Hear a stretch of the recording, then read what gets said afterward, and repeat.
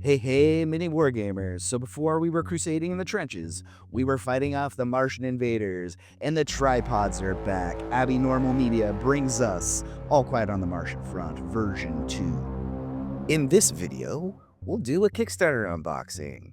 We'll also pop all the units up on a fancy little turntable so you can get a good 360-degree look at them. I'll show you the total forces that I got for my pledge level, and finally we'll round out that section talking about quality of the prints. To wrap up the video, we'll do a general thoughts on All Quiet on the Martian Front, what I love, what I'm excited for. We'll talk tripod aesthetics, and then also some speculation on what's next for the game and Abby Normal Media.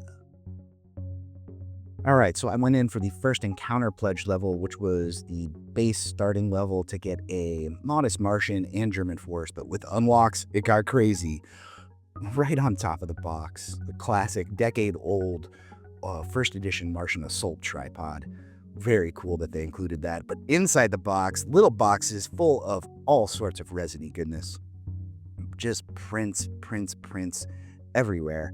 A very minimal support structure to pull away. And overall, the resin was cured up really well. I didn't have sunny days in California, believe it or not, so I had to resort to my UV lamp, which is a good piece of kit if you want it. And then, yes, the dreaded little styrofoam balls were everywhere. But after getting through that, I popped on one of my favorite miniature wargame YouTube channels and just got down to the business of gluing things down and figuring out what I really had and where things went. Also built some bases for the Flak 17 heat ray guns, which didn't have them included. I built this lovely showcase K-Wagon. I took my time with that and also staged a mock drone assault on the K-Wagon, as one is likely to do with their toys. And speaking of toys, that older Martian assault tripod sprue was just, getting reacquainted with that, rebuilding that. Oh, what a lot of fun. And the ties back to the first edition, I think, are just really strong, as is evident by including that. But enough of the older stuff. Look at the beautiful new tripods we're getting here. So this is a medium-sized slaver tripod, which is used for drone control. And if you came for the tripods, you are staying for the drones, because Abby Normal really leaned in hard to the drone side of things, which was awesome. Here's a Raider tripod, which I think is maybe one of my favorites. The size, the sleekness of it, it's really cool. I can imagine just having a couple swarms of those guys going after troops would be frightening as heck. Yeah. And here are the drones. So these are attack drones, one of the many flavors coming up.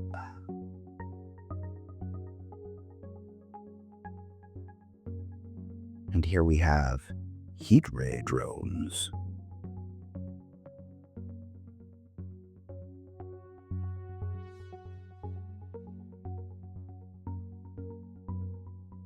Repair drones. These guys can get underfoot of bigger tripods and add armor back to them. So you want to keep them out of like blast ranges and hold them back.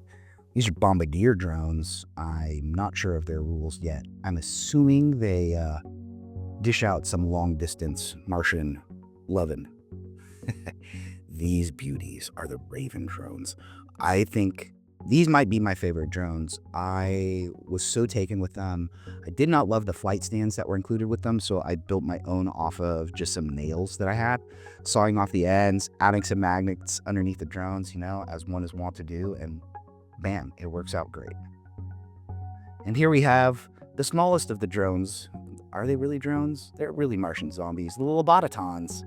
Yes, they also have hand cannons, kind of like Metroid, Seamus Aran. And here, just intermixed, you can see relay drones added there. That extends the range of their control. Let's flip over to the Germans now. We have some German infantry. In the front, we have shooty boys, standard shooty boys. In the back, we have different shooty boys with anti-tripod rockets, I believe, or bazooka-like. And then that last stand is the command stand, the guys with the binoculars. Yeah. Very cool. Here are those heat ray guns again. Using that Martian tech against them.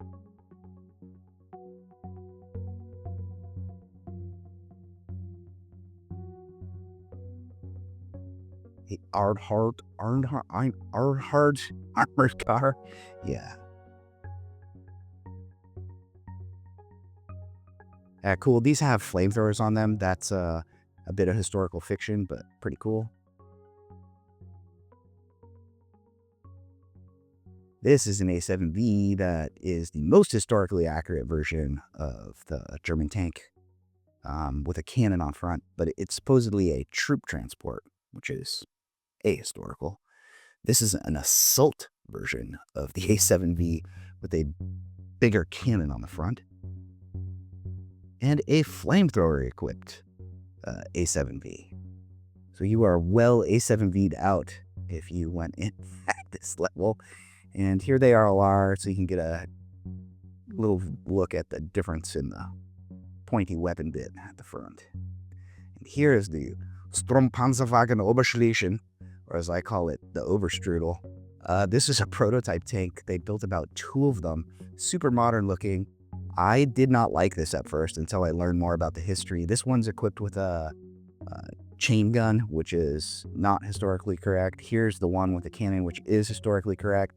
The other thing that I think is not quite historically correct, I think kind of the structure on top is a little bit different, and they only had single machine guns, both front and back like that, though, which is really weird. Those machine guns appear to be, doubled up and kind of in some sort of a cradle. And here she is, Gertie, the K-Wagon. So the historical inaccuracies here, it didn't have this top deck or all these naval guns and turrets on the top. It was just a flat deck, bristling with machine guns and then the cannons in the spots that you see there. But man, it's cool. It's also upscaled a little bit. I think it's by maybe like a quarter or more. So it looks like a proper land ship, and you can get some idea there with the troops down. But what a cool piece. I'm going to post an assembly tips video on this one later. Yeah, it's cool. I magnetized the turrets as well. And here you go. Here's how they start looking in relation to one another. A little slow pan of the Martian farces. And then the Germans come to play, as they're wont to do. Yeah, very cool. And here's a kind of a shot of what it looks like when you intermingle the first edition tripods and the newer ones. And the newer ones that I have are the medium and light. There are the heavy tripods, which actually are size-wise are very similar to those. All right, and getting a look at the total forces. Remember I said it started modest, but with all the unlocks, holy cow. Yes, a lot of things. Starting with the Martians here, we have quite a host. We have 1 slaver tripod, 2 raider tripods. Sorry, I only had 1 there. I left the other one on the workbench. 3 attack drones, 3 raven drones, 3 hate raid drones, 3 repair drones, 6 stands of lobotomons with 3 relay drone upgrades that you can plop down in there amongst them. Quite a juicy little invasion force. And then with our Germans, we have 3 Oberschließen chain guns, 3 Oberschließen with cannon, 3 FK-17 heat rays, 3 of the armored cars, 13 infantry stands, 3 A7Vs with flame, 3 with assault, 2 A7V troop transports, and then the 1 additional add-on I did was that juicy K-Wagon. Yeah, and there she is, in all her glory. And overall, wow, like a great value for the Kickstarter, actually, with those unlocks. I think with the K-Wagon, I paid somewhere around $130, $140 total with shipping.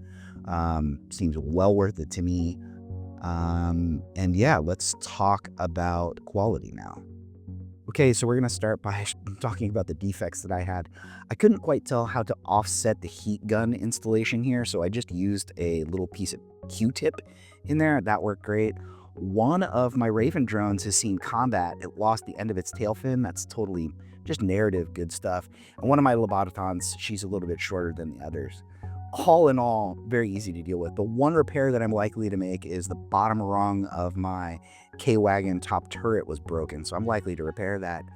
But really, of all of the stuff that I got, those were the only issues.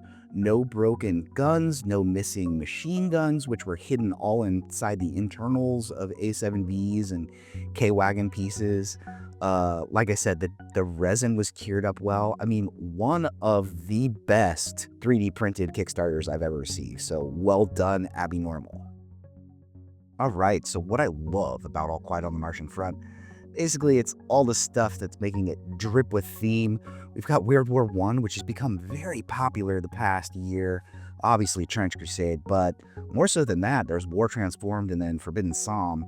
I'm already kind of gaming World War I in 28 mil with some of those mashup elements, so that's cool. But this guy's in 15 millimeter scale. And specifically, I think this suits it very well because what it does is it makes the tripods and the tanks and landships feel really big and heroic and characterful. So I love that. And the different scale, you can have a big game going on. War of the Worlds, obviously, if you're into All Quiet on the Martian Front, you like War of the Worlds. And specifically, you probably have read the book, seen some of the movies, maybe even listened to the musical. All awesome stuff to pull from. And speaking of pulling from things, believe it or not, in All Quiet, though it is a historical fiction, there's a lot of historical depth into what's going on, into the units and what's being pulled from and kind of a scaffolding that everything is hanging off of. So there are some constraints into what people tend to scratch build and do and lean into, but it's kind of nice to have that directionality and push. And I enjoy learning about wait, this thing is here. How is that possible? You heard me talk about this kind of at length in some of how I was characterizing different units on the turntable, right? This one's ahistorical, this is historical. So if you like that sort of stuff, I think you're really going to like All Quiet on the Martian Front. What I'm excited for, modeling projects and new units, yes, specifically around some character tripods. So character tripods are really cool and neat in All Quiet. The new one in the second edition, Return of the Tripods, is named Phobos and is rumored to be stomping around somewhere on the Eastern Front. Unseen before, is bringing missile pods of some sort to the battlefield. Really cool. Excited to learn more. Maybe see one of the assault tripods given some little gubbins or additionals to make Phobos. But I think I'm really starting to kind of love the new tripod style. Ooh, a little bit of a spoiler. That I'm probably going to have to grab one and build my own. Also, Abby Normal just gave me an XS first edition assault tripod. I'm finally going to build myself the Red Martian. I don't have one, so I'll be building the little Dazzler and the screeching megaphone thing and putting some skulls and basically bringing out my Chaos Space Marine on my tripod. Other scratch build projects might take my hand at building something like a War Child 2, or I definitely think I'm going to build myself some Martian cylinders and a Martian power node, even though those don't have rules or they weren't very impactful in the first game either. They're just kind of fun objective things that we had in the first edition. I'll be building myself some of those because I don't have any. The British rules.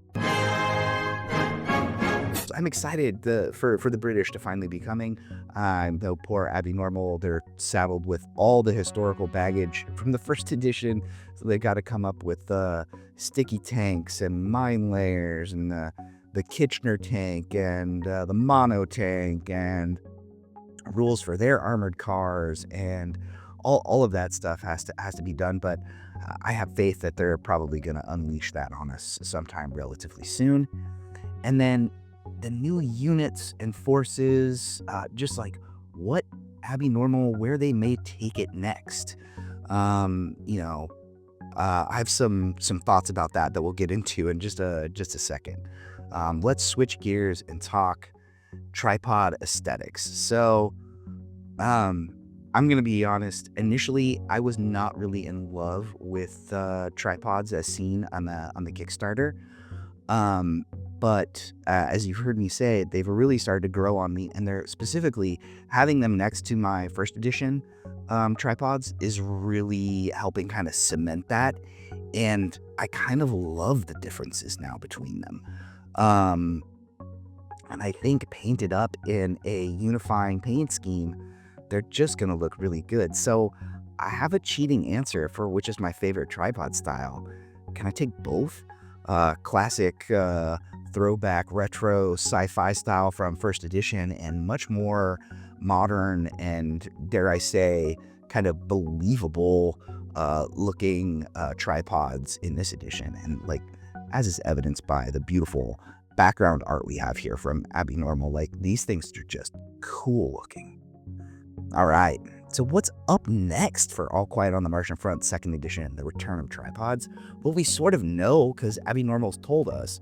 They're finishing the delivery of the Kickstarter, that's obvious, but also they're going to put a lot of emphasis in opening up the online store. Now, that is really important, and we'll talk more about that why. The other things that they're going to do is some community celebrations, posting pictures of people's painted armies, and some sponsoring events at conventions. So kind of a community push happening there. And this starts to make sense if you kind of, well, this strategy makes a ton of sense because of what we know about our player base, right? So the first Kickstarter had just over 1,000 backers. The second Kickstarter only had 331 backers. If we look at the good old face pages, we have the first edition face page group with 679 members, and we have Return of the Tripods with 1,900 members. So what's it really mean? Like if you take all that together, my read is we have roughly about 2,000 members in our player base, somewhere hovering around there, right? So that's not a ton of people. It's not a ton of customers. So the core focus for Abnormal Media being a social media push, like, hey, we are here, and then store offerings, this is how you get it, because they're going a much more direct sales model by, yes, you can buy the STLs. I'm assuming they're gonna offer STLs off their site as well too. I think it fits really well with the land ships and bigger things that they do as well, selling STLs. So yeah, that definitely makes sense to me in kind of their focus. Now, what will the next products be? You know, maybe they're updating the Brits and American minis some. I'm not sure. Feels like maybe Russians are out there because Phobos is leading me to believe that they might be. There's also some discussion about Zeppelins. So maybe we're going to take to the skies. Maybe we've got saucers and airplanes and airships in the making. I kind of feel like more land ships, again, leaning into the STL side, the bigger minis kind of thing. You could sell the STLs for a little bit more money and then just turn it over to people to make their own stuff. Also feel like we have to have a starter offering or maybe a starter box, because the video I really am dying to make is this one. How do you get started with All Quiet on the Martian Front in 2025? The answer right now is not very good. It is go sign up on Abnormal Media's webpage for their emailing list. Go join some of the Facebook pages and go join a Discord, I think maybe out there. I don't know. I haven't been able to find it. If somebody's watched this far and you know what the Discord is, hit me up, toss me an email, point me the way, lead me the way. I'll leave links to obviously all this stuff in the description. And yeah, I think like this one has to have a kind of a community push happening up from it now, with a small but mighty and devoted fan base of fighting the tripods in the World War I era. So right on. I hope you guys enjoyed that video. Thank you so much. I will probably be posting that how to build your K-Wagon video soonish. And if you made it this far, you can toss me a thumb or a comment. Let me know you're out there. Really appreciate that as well too. All right, and I'll catch you guys next time. Bye.